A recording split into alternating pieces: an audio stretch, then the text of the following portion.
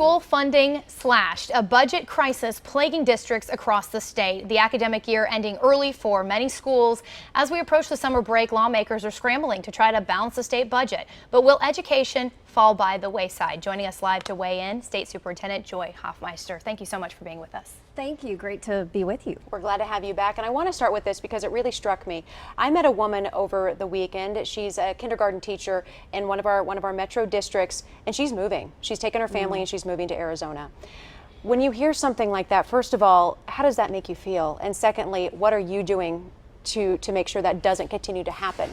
You know, that's really just so disheartening. And we know that this is something that has been going on where we have been losing great teachers to other states and other industries for a couple of years. And this is something that we must stop. It will mean that we are going to need competitive teacher compensation.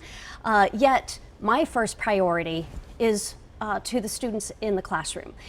We are asking for funding to be appropriate and as flat as possible for an ever-growing student population in Oklahoma. So that really remains our top priority. As you know, our economy is in dire straits, and our lawmakers are trying to scramble right now in the legislature to try to at least balance the budget. We're talking about this huge budget hole now. How optimistic are you that funding will at least be consistent, or that we may even see reallocation of funds to the education system? Well, we certainly are hearing from legislators. We know it is the priority of the governor to make certain that we give what is needed for education. We have been asking for flat funding so that our students will continue to have the courses that lead to the kind of advanced coursework they require, smaller class size, and that's going to mean per pupil spending is going to either need to stay the same or be increased. But how realistic is that? When we see this $1.3 billion budget shortfall, we know tens of millions have been slashed from education. How realistic, in a great world, that would all be true? How realistic is that?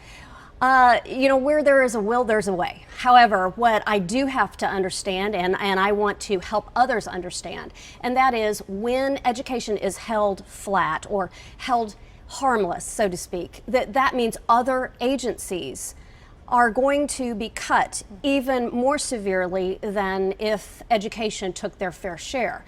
It has been expressed in the legislature and with the governor that they agree with our prioritizing of education and those needs. So I'm optimistic that we will see a very deliberate effort to reduce the cuts in education, but we will wait and see, and we believe we'll hear something today, if not tomorrow. The legislature, the session ends on Friday. Do you have enough confidence? Do you believe something will happen? Are you on the same board as our legislators and our governor? Do you think they're doing enough to help curb this education crisis?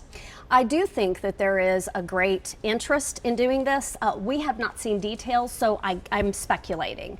However, from conversations that I have had, I do have optimism that there is definitely still great resolve to make certain we meet both our constitutional responsibility to educate the students of Oklahoma and our moral responsibility. A lot of people asking now, we know there's a lot of pressure on our lawmakers, as is rightful at this point, given our budget shortfall, to fix this issue and to fund education. But what's your mandate? What is your responsibility, and what do you plan to do?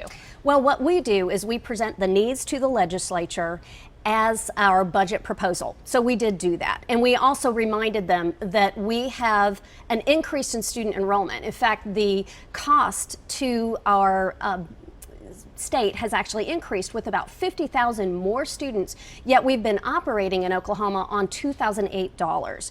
All the while, we have had an increase in fixed costs like healthcare. So what you have seen is a reduction of per pupil spending, which makes it more difficult. Here's what I do know.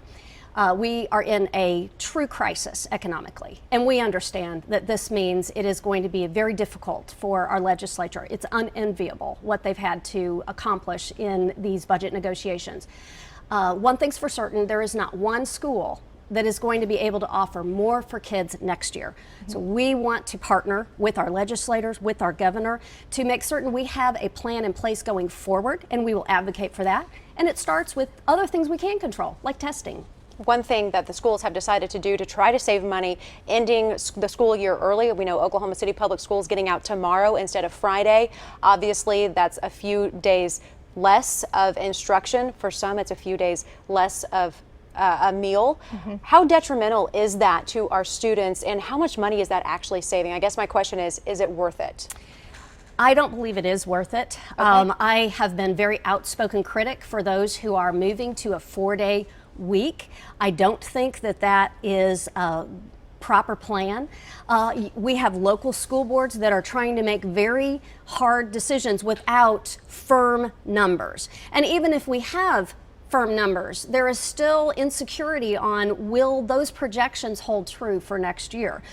I will remind you that we had 2 general revenue failures. So that budget was in place and districts had services provided, contracts in place, and they found it very difficult to manage those cuts. And that's why the legislature and the governor did accept our request for dipping into the rainy day fund and giving $51 million back to education mid-year. However, you are exactly right. This has an effect on kids, and I think the cost is too great to our students and academic momentum to reduce instruction days. It is about days of instruction, not just hours and minutes added to a calendar day. Quickly, I know we're running out of time, but I have to ask you, 60% of our state budget crisis is blamed, or rather a lot of our state budget crisis is blamed on the 60% drop in oil prices, oil revenue that's coming into our state. Is there a way to shield our schools from having this happen again in the future and having the rug pulled out from under them once they do start to recover? Yes, there is a way. And there are other states that have had some kind of a school stabilization act. I'm calling for an education stabilization act, and that is something that we need to do not at the last minute and not just during legislation or during legislative session, but one that is done very thoughtfully with experts, and we will begin that kind of conversation and partnership and task force when the legislative session ends.